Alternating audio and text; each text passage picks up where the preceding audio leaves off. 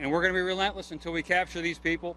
Bottom line is we don't want them to have a restful, peaceful night, putting their head on any pillow. Law enforcement officers are back at it today, searching the North Country for Richard Matt and David Swath. Now officials say there is DNA evidence connected to several items indicating that the two escapees spent time at a hunting camp not far from the prison. Authorities are using that hard evidence to refine their search area, but, you know, it's not going to be easy, especially in the Adirondacks. Law enforcement officers, including state forest rangers, have a tough job ahead of them.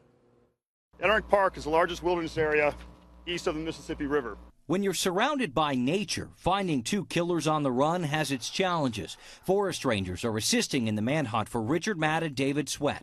The herculean search effort is now in its 19th day. Searchers are methodically moving through an environment where it's not only difficult to navigate, but the distance you can see ahead of you is sometimes only a few feet or less. Authorities are now focusing their search on a 75-square-mile swath of the park, bringing in crews by the truckload, working in the wilderness to catch the killers and put them back behind bars. Navigating the terrain is an extremely difficult job for authorities as they mount their manhunt, but it's even harder for the two guys running from the authorities. Experts say that alone should swing in law enforcement's favor. If you step off a trail, you're going to be in very dense woods, often mixed with wetlands. Neil Woodworth runs the Adirondack Mountain Club, a conservation group with a healthy respect for the hazards in the park. Our members, even when they're going on a familiar trail, carry a map and compass.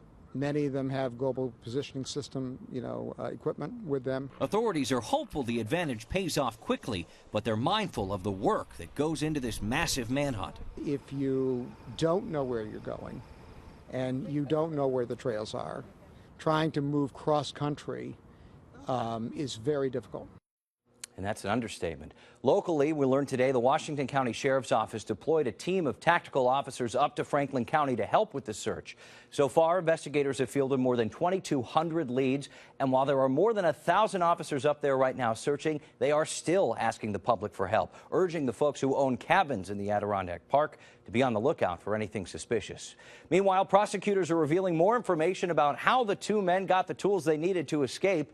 Get this, Clinton County's district attorney said today prison tailor Joyce Mitchell walked those tools right through the prison's main gate, hidden in a hunk of hamburger meat, then placed in a freezer at the tailor shop.